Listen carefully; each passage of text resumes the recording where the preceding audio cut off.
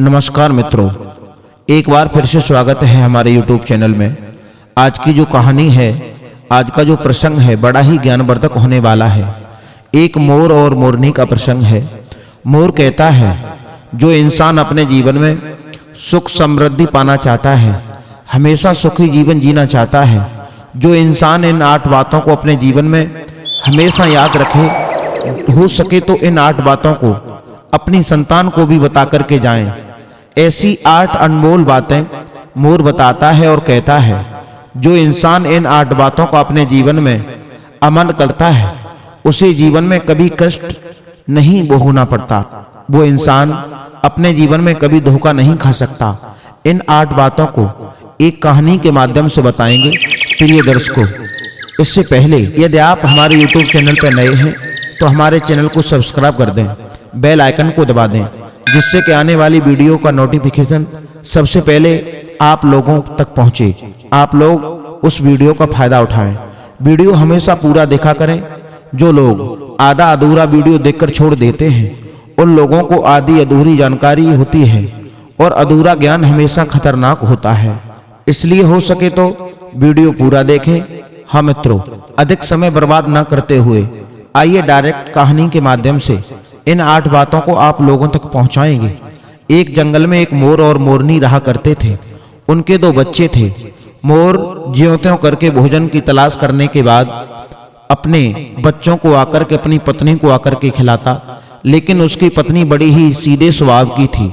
उसके मुंह में कोई भी बात नहीं रुकती थी। अगर मोर कोई बात उसे बता देता था तो आस पड़ोस वाले लोगों से वो जाकर के उस बात को कह आती थी। इसी बात को लेकर मोर उस मोरनी से बड़ा ही नाराज रहा करता था।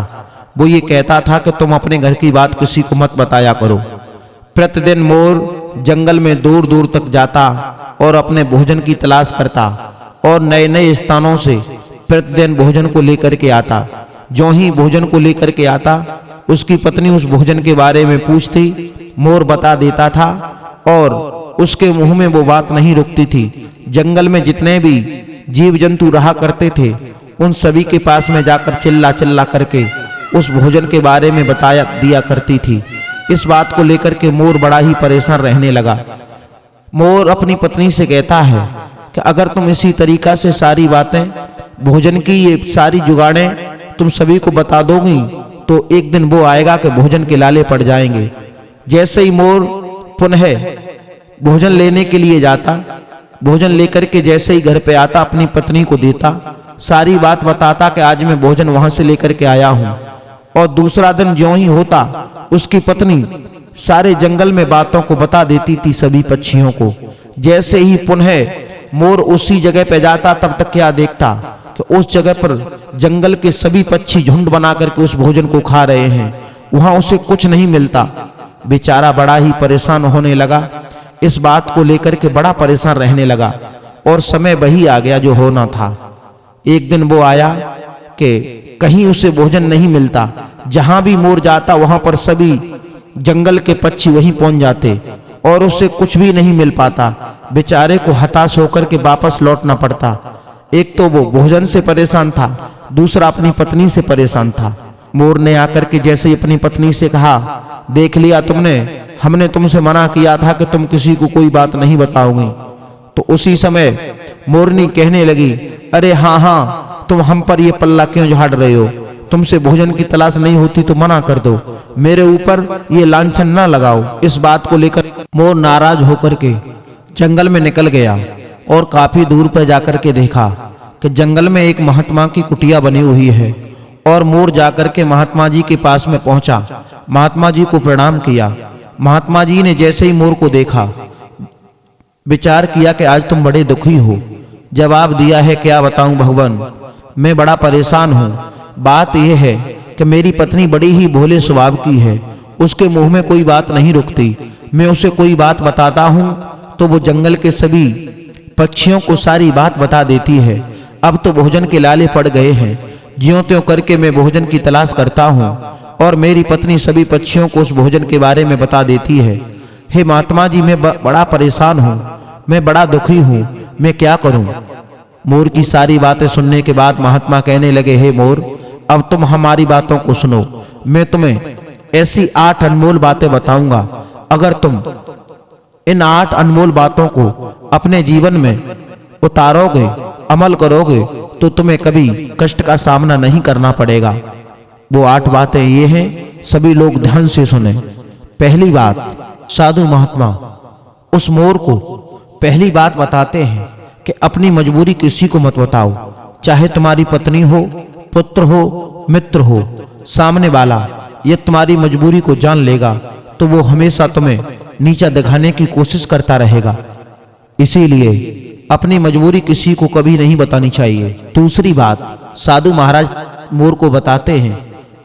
साधु महाराज कहते हैं, दूसरी बात जो मैं तुम्हें बताने के लिए जा रहा हूं बहुत ही खास और बड़ी ही महत्वपूर्ण है। इसको अपने जीवन में हमेशा याद रखना। साधु महाराज मोर को दूसरी वो बात बताते हैं, कहते हैं अपने भविष्य की गलतियां और अपने भविष्य की रणनीति कभी किसी को नहीं बतानी चाहिए। यदि आप भविष्य की गलतियां किसी को बताते हैं तो उन्हीं गलतियों को लेकर सामने वाला हमेशा तुम्हें नीचा दिखाने की कोशिश करता रहेगा और आपको कभी भी ऊपर नहीं उठने देगा। हो सकता है वो आपके बने काम को बिगाड़ दे।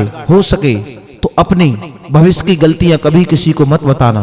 और यदि आप अपने भविष्य की रणनीति को किसी को बताते हैं तो सामने वाला आपकी उस रणनीति को जानने के बाद में तुम्हारे बने काम को बिगाड़ देगा और वो तुम्हें रण में अवश्य ही हरा देगा।